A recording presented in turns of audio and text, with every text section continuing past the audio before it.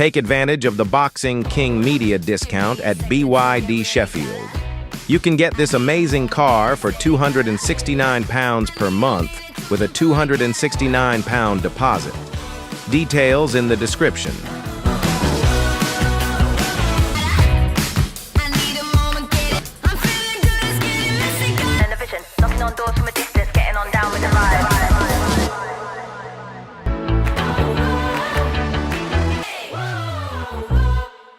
Boxing King Media, powered by BYD. Delighted to be joined by boxing royalty, Mr. Eric Esch, also known as Butterbean. Welcome to the UK. Hey, good to be here. Thank you for having me. The honour's all mine. You're here for the Undisputed Boxing Game launch. I've got to ask you before we speak about anything else. Was you a gamer yourself? Are you a gamer? Are you into boxing games? You know, I'm really not a gamer. I've been in a lot of different games, but this one's just beat all the others up pretty good because the graphics are unbelievable. It's a really good game. Yeah. Any particular characters you like playing? I like mine. Come on. Yeah. Mine's the best. It is. Well, talking of yourself, you know, the reason I've got you here, because like many British boxing fans, you know, if you click on YouTube, there's two people that always come to my mind, Mike Tyson and Butterbean. The amount of videos of you on YouTube with thumbnails, and because people find it interesting, you know, seeing you, the way you fought with your size, just kind of like, have you seen them videos, in a lot of the viral videos online about yourself? There's one video where it's like, they're asking me if I'd fight Tyson, and I said, yeah, and Tyson snuck up behind me. That was not me. Yeah. That was somebody else. I've seen that. Yeah. But no, we're actually friends. I've known Mike for a long time. Always wanted to fight him. I think would have been a great fight. It's not ever going to happen, but that would have been a great fight. And I've had people argue with me that me and him have fought. Second, people come up, how was it like fighting Mike Tyson? I go, I don't know. Or how does Tyson hit hard? I go, I reckon he does. He's knocked out a lot of folks, but I've never fought him. I bet you come from an era where I'm guessing you used to get phone calls on the day in the morning to rock up somewhere and fight, I'm guessing? Yeah, especially when I started fighting Pride in K1 in Japan. Yeah. I fought in Pride 3 times in 1 month in Japan. So I'd fly there, fight, go home, and then call me, hey, you want to fight again? I'd fly back. So they kept me busy. Yeah. And any interesting stories you can maybe share from, like, you know, from the times where I'm guessing you might have rocked up with an injury or something where you just took the fight for maybe money or whatever? Well, I mean, a fighter fights injured. Yeah. I mean, I don't know of any fighter that's ever fought that didn't have some kind of injury, but I was fighting in Japan, and it was a very big payday. And I had a tune-up fight. It was more of a fundraiser for a children's charity. And I hit the guy, and it was like only a week and a half before the fight in Japan. And I hit him, and it hit on my head, and it broke this bone right here. And it was actually like, you could see it sticking up. It wasn't through the skin, but I just popped it back in place, asked my doctor if it'd do permanent damage, and I ended up winning the fight in Japan. Like, a feel-good story. I was in Mexico fighting. Had this little chubby kid come up to me asking if he could get a picture with me. We took a picture, and he says, yeah, I box, but I'm going to quit because I'm fat and kids make fun of me, and I don't like it because they pick on me all the time. I said, don't worry about what they say. They're never going to be nice people, but you can change. You can get faster and harder, and it don't matter if you're big, because I'm big and I knock people out. I can just focus on what you can do, not what other people think. Well, 20-something years later, Andy Ruiz sent me the picture of me and him together. Which, I mean, that meant a lot to me that I can inspire a young man that was going to quit boxing to stay in it and end up being a world champion, a unified world champion at that. That is amazing. I didn't even know that. You know, just out of curiosity, you said it there. Obviously, yourself, you're quite a large male. Andy's quite a large man. A lot of people have this misconception that if you're body beautiful, you're going to be the best fighter in the world. Obviously, you and Andy proved that's not always the case. Well, I mean, people were shocked how fast I was, or how good my cardio was, because I had really good cardio. Everybody thought I was fighting 4 rounds because I couldn't go no further, but that's all they wanted to pay me for. When I fought Holmes, I could have went 15 rounds. I was going strong at the end of the 10th round. What was you've had a lot of wild knockouts. Which one is the most precious one to you? The one that you maybe watch back more than any other? One of them that really I remember really well is Luis Monaco. Monaco ended up knocking out Buster Douglas later, knocked out Kevin McBride, Buster Douglas. I mean, see, and then he went like 10 rounds of Klitschko, 8 or 10 rounds of Klitschko. I knocked him out pretty easily. I mean, I just dominated the fight. And Bob Arum came up to me in the ring, and I looked up to Bob. I mean, one of the best promoters of all times. And Bob goes, "It don't matter who you hit, Bean, nobody can take that punch." So that to me was just like watching Bob in the background jump up in midair, like he was just so happy for me. That makes you feel good. Did you ever meet Muhammad Ali? Yeah, I have several times. I've met so many great fighters out there. It's just unbelievable the life I've lived, and like Archie Moore, was friends with him before he passed away. Him and his son. They honestly, he was going to work my last one of my fights, but he passed away before he did. So, yeah, I mean, I've got to meet Jake LaMotta, Archie Moore. It's just so many great fighters that. It's fascinating speaking to you because you fought in an era where people class that as the best era of boxing. You know, Ali, like you said, you mixed with Archie Moore as well, Mike Tyson, all these guys around in that era. But who kind of who was your inspiration? Who did you look up to and think, you know, he's my favorite fighter? I love Big George. And Johnny Tapia. Me and him were good friends, but Tapia was just so fun to watch for a little guy. I never really liked watching little guys till he come along.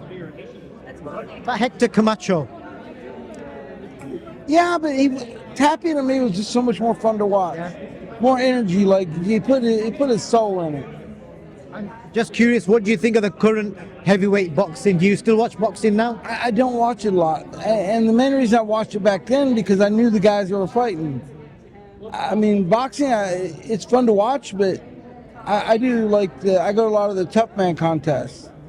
You know, just strictly just fights. I don't like all the boxing technique and the run and jab, and there's great fighters, don't get me wrong, but it gets boring sometimes when the two like classic, like amateur type fighters become pro because they're not fun to watch. I got you. I know a fighter that you would love to watch. Have you heard of Derek Chisora? I haven't heard of him. His nickname's War Chisora. He's actually fighting next week against a guy called Otto Wallin. Okay, I'll have to check that out. Is he heavyweight or? Heavyweight, yeah. Heavyweight, and funnily enough, in the recent build-up, he told his opponent, "Don't box, because I want to fight." See, now I would like to fight somebody like that. Yeah. That's the people I want to fight. I want to fight somebody that's coming in to fight. They can box and move, but it's when they hit and jab and run and move, and that's all they want to do is touch you and move.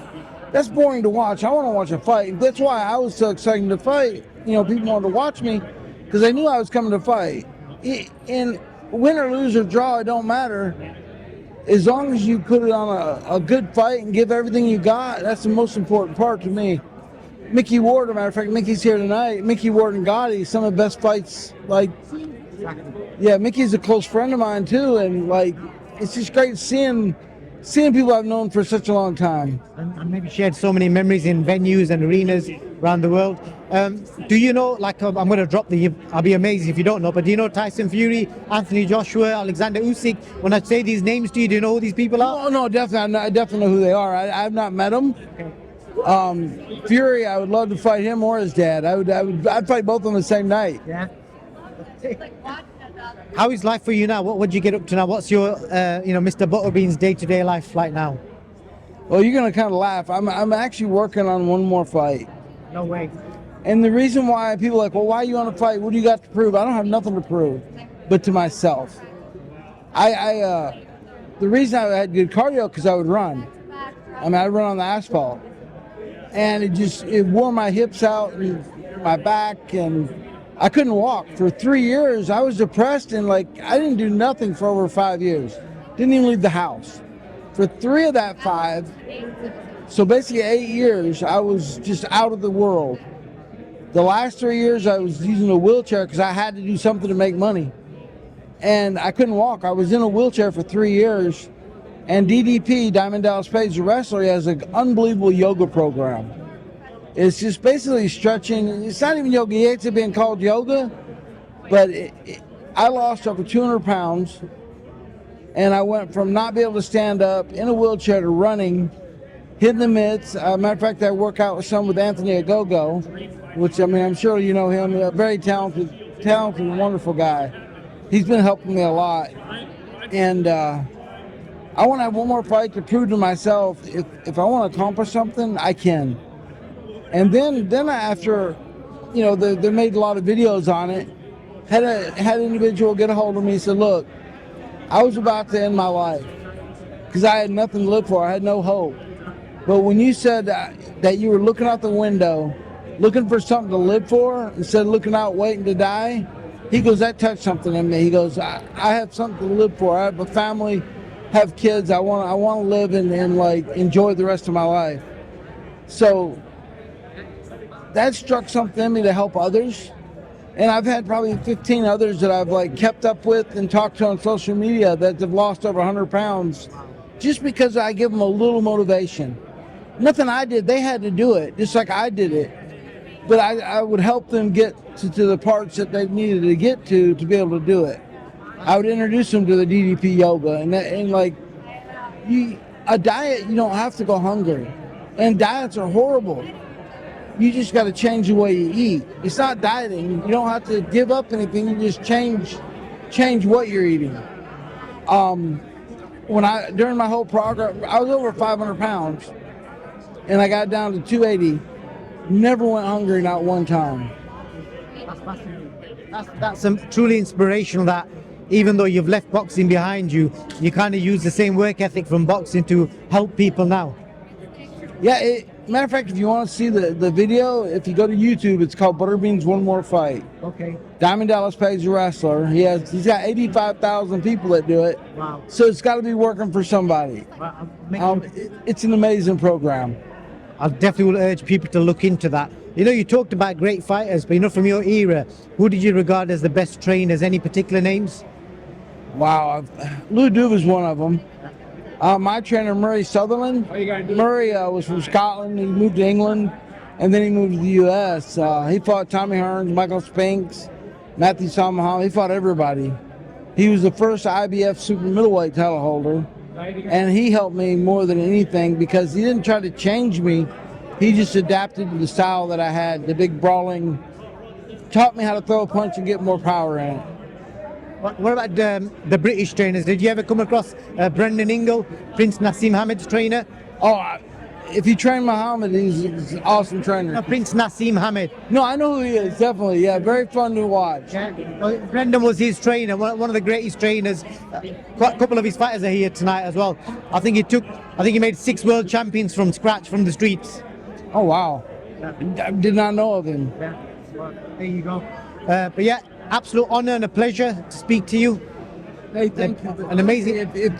Even if you're not into video games, this game is unbelievably awesome. You can pick your fighters. It's well been waiting for. People have been waiting for this game for a long time, and I'm glad it finally come out. One question: where did the name Butterbean come from? You have to Google it. Yeah. Long story, and you gotta believe one of the 10 stories that are out there. Okay. All right. Okay, I'm gonna look into that. Mr. Eric Esch Butterbean, thank you. Pleasure and honor speaking to you. It's not about motivation. Winners need discipline. Wake up and win today. Discipline comes from within.